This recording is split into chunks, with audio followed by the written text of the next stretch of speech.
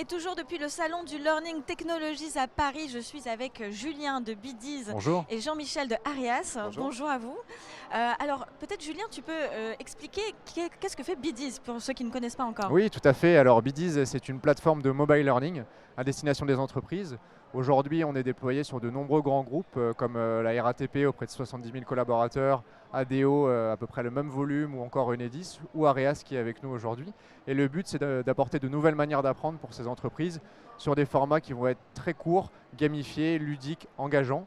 Des choses aussi très intégrées avec les environnements techniques des entreprises et une brique de social learning qui va permettre d'apprendre ensemble et d'aller vers des communautés apprenantes. Donc vous êtes venu justement avec votre client, Tout à Arias, fait. dans le secteur de la restauration. Donc bonjour. Tout à fait, bonjour. Est-ce que vous pouvez nous expliquer déjà ce que fait Arias? Bien sûr. Oui.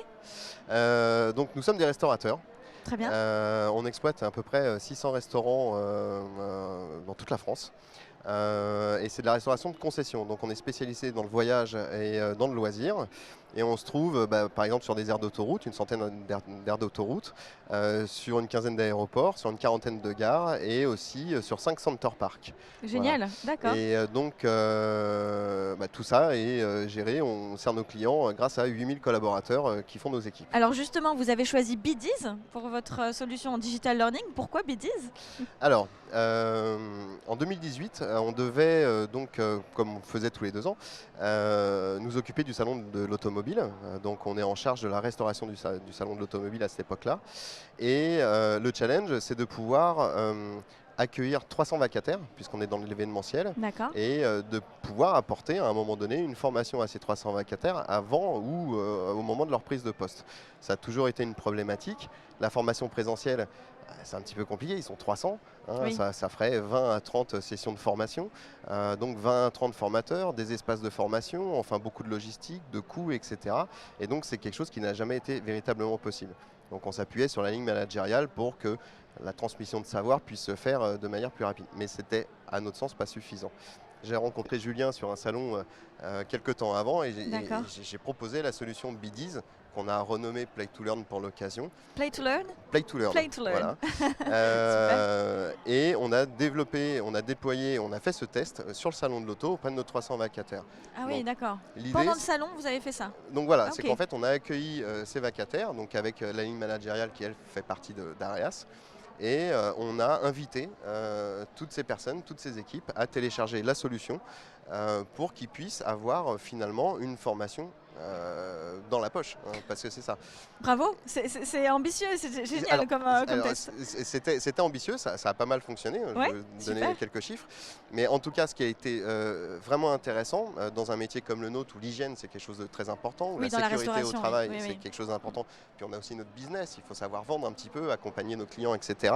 C'est que finalement, avec un parcours de à peu près 1 heure, avec des capsules qu'on avait fait nous-mêmes sur l'outil auteur de Bidiz, on a pu transmettre les notions nécessaires pour que les gens puissent prendre leur poste finalement et puissent travailler dans les meilleures conditions.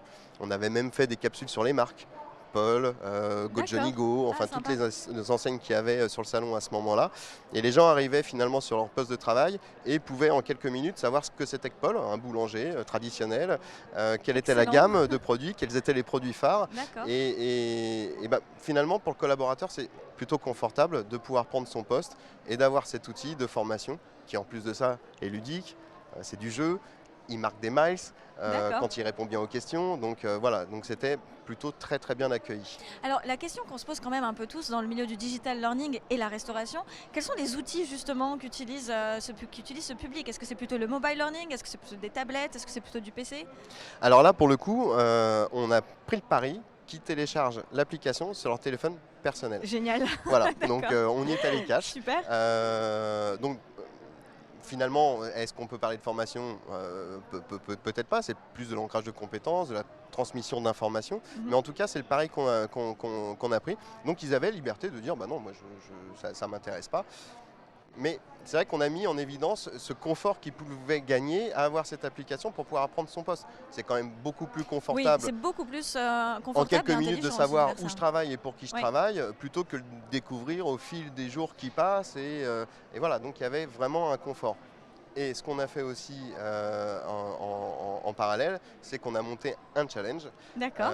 où finalement ceux qui allaient le plus jouer et marquer le plus de miles durant le salon de l'auto en jouant nos capsules allaient se voir remettre des coffrets cadeaux avec des stages de pilotage. Waouh. Mais finalement, pour un budget minime, on a réussi à toucher 200 des 300 vacataires, ce qui, nous, on est quand même très satisfaits de la prise. Et quasiment 140 se connectaient régulièrement, tous les jours, pour pouvoir voir les capsules, parce que durant le salon de l'auto, on alimentait.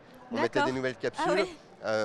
Sur Bidiz, on a la possibilité d'envoyer des notifications. Donc en fait, on créait des contenus quasiment en direct sur des sujets. C'est comment circuler dans le salon de l'auto, un petit historique sur le salon de l'auto, un sujet qu'on n'a pas traité jusqu'au bout, par exemple les allergènes, et on faisait une capsule supplémentaire sur les allergènes et hop, on la diffusait et on envoyait des notifications push. Donc on voyait que les gens se reconnectaient pour pouvoir les jouer et marquer des points. C'est génial, c'est génial. Une curiosité encore de ma part, c'est est-ce qu'on connaît quels sont les types de publics dans la restauration qui sont plus à même de se former au travers d'une application? Est-ce que c'est plutôt... Alors, on s'attendait à ce que ce soit plus un public jeune, finalement, qui allait embarquer l'application, et on s'est rendu compte que non, pas forcément. D'accord, intéressant ça. Les quarantenaires, les cinquantenaires téléchargeaient l'application avec plaisir. Déjà, sur notre ligne managériale, on avait des personnes qui étaient plus expérimentées et qui ont pris le sujet tout de suite. D'accord, c'est donc génial. Il n'y avait pas de limite, en tout cas en termes d'âge ou de métier, ça pouvait toucher. C'était plus un état d'esprit qui allait faire que la personne ne désirait pas télécharger l'application, mais ça n'avait rien à voir finalement avec le profil même de la personne si on parle de son âge. D'accord, très bien.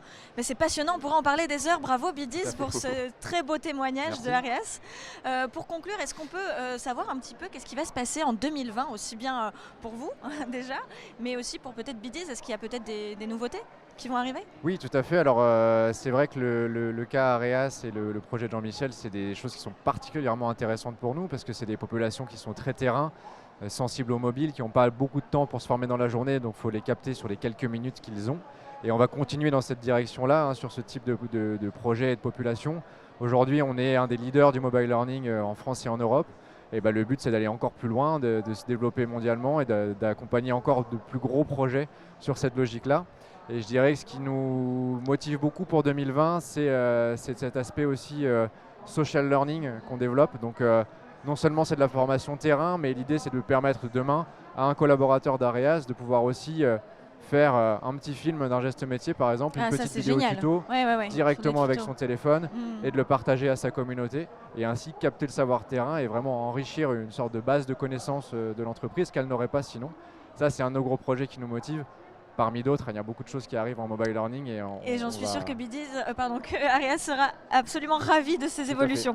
J'espère. Bien, merci beaucoup. Avec plaisir. Merci beaucoup. Et je vous retrouve avec d'autres interviews sur le salon du Learning Technologies.